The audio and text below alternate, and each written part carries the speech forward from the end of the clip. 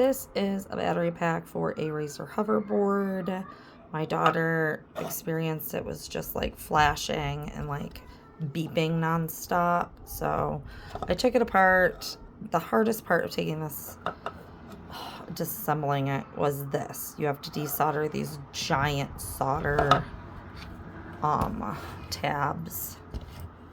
But I figured I'd post what the inside of this looks like. So here's the connector.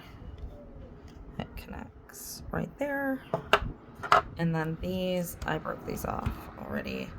But these connect to little tabs down here. So I'm going to completely tear apart this, check all these cells, because I'm thinking one of these 18650 batteries is trash, and that's why it's not working.